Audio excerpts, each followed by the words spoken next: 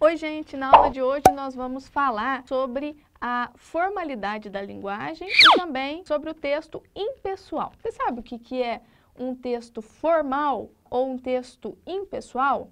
Não.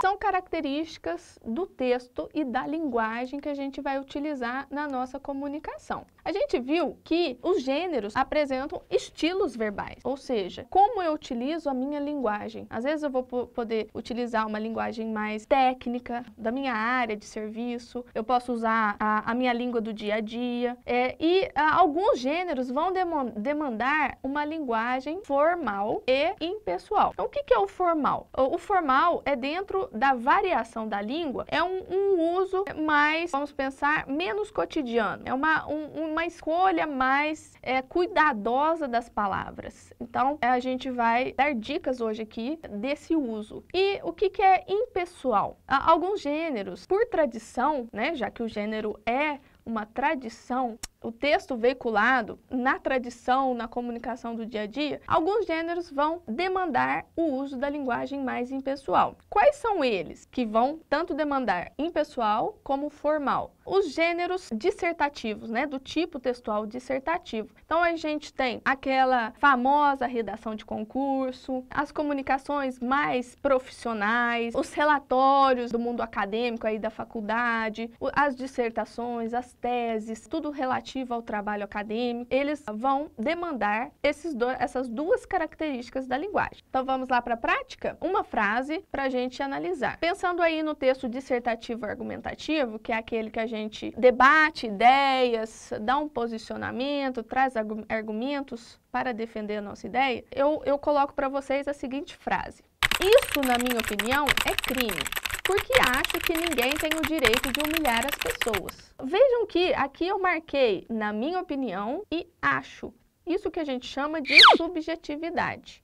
Quando a gente aprendeu os elementos da comunicação, a gente viu que eu, emissora, eu estou aparecendo nessa frase. Então, na minha opinião, Ana Amélia, eu acho. Isso é subjetividade. Isso é o contrário do que a gente chama de impessoalidade. Para eu deixar esse texto impessoal, eu vou retirar todas as marcas que remetem a quem está falando, que sou eu, ao emissor, tá? E vejam como que a defesa fica muito mais forte se eu retiro essas partes. Isso é crime, porque ninguém tem o direito de humilhar as pessoas. Viram o efeito diferente que causa aí? Parece que já é uma verdade instaurada, não depende de minha opinião como único ser humano. Então, evitar meu, minha, a primeira conjugação, né? A conjugação na primeira pessoa, eu acho, eu concordo, eu concluo. Então, é você escolher palavras que não remetam a esse eu. E no texto acadêmico, como que a gente pode retirar também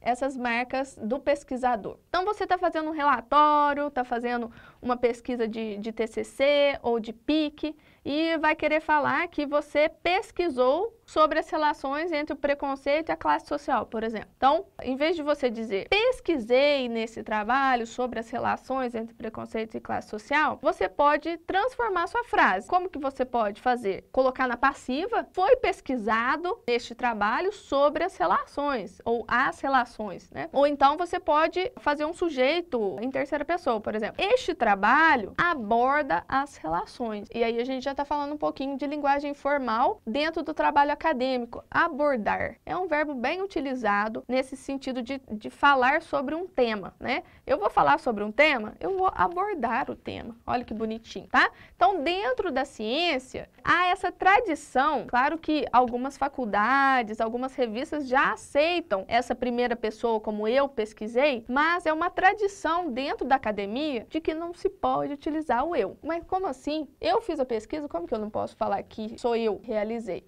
É tradição, porque isso decorre assim daquela ideia de ciência, de laboratório, que o pesquisador não influencia nos dados, nos resultados. Então, para dar essa ideia de distanciamento dos resultados, há esse distanciamento na escrita também. Mas é tradição.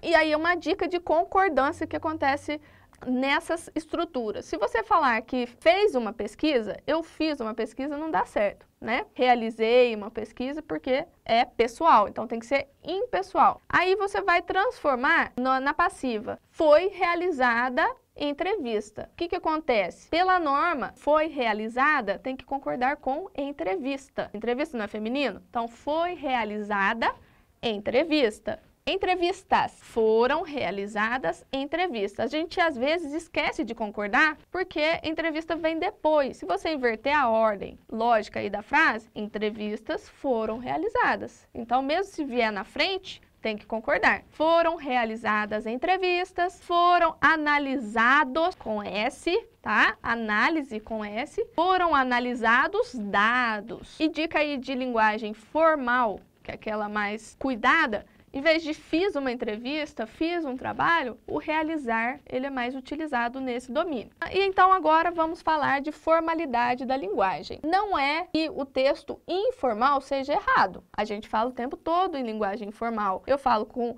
os meus amigos, aqui na aula a gente está mudando um pouco a linguagem, não está tão rebuscada. Nas redes sociais é uma linguagem mais informal, né, no WhatsApp. Não é errado. O que a gente está falando aqui é de adequação. Alguns gêneros vão demandar uma linguagem formal. Então a gente está corrigindo, entre aspas aí, mas na adequação pensando nessa situação comunicativa. Então aqui eu trouxe alguns exemplos que acontecem em redações para a gente aperfeiçoar. Então, estava um texto falando de dissertação, falando de política, o papel dos políticos brasileiros e tal. E aí escreveram assim: é candidatos querendo arrumar votos, é isso, é aquilo. Esse tipo de estrutura, ele é informal. Esse é o desafio da língua, né? Porque às vezes a gente não sabe dosar se é formal, se é informal. Com a prática e às vezes buscando trabalhar, escolher melhor as palavras que a gente vai aperfeiçoando. Então, aqui é candidatos querendo arrumar votos. Esse quando você enumera, parece que a gente está conversando. É a linguagem coloquial. Então, na linguagem formal, as frases são bem estruturadas, bem pensadas, revisadas. Pode ser uma frase simples. Os candidatos querem... E o arrumar? Como que não é errado, mas a gente pode achar uma palavrinha mais formal. Conseguir, né? Conseguir votos. Os políticos têm uma boa lábia. Lábia é informal, coloquial. O que a gente pode dizer aqui? Tem poder de convencimento. Tem uma palavrinha muito boa para a linguagem formal, que é o poder de persuasão, né? Persuadir, de convencer. Logo de cara já dá para perceber. Aqui nós temos toda a estrutura informal.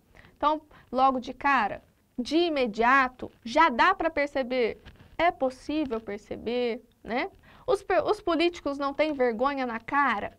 Parece que vai brigar aqui, né, na nossa linguagem coloquial. Então, só de tirar o na cara já aumenta um pouquinho a formalidade. O povo tem que parar de ser bobo. A depender da frase, às vezes, se você for falar a população, os brasileiros, né, parar de ser bobo. Tem uma palavrinha aí para a gente trocar o bobo? Talvez falar em ingênuo, né?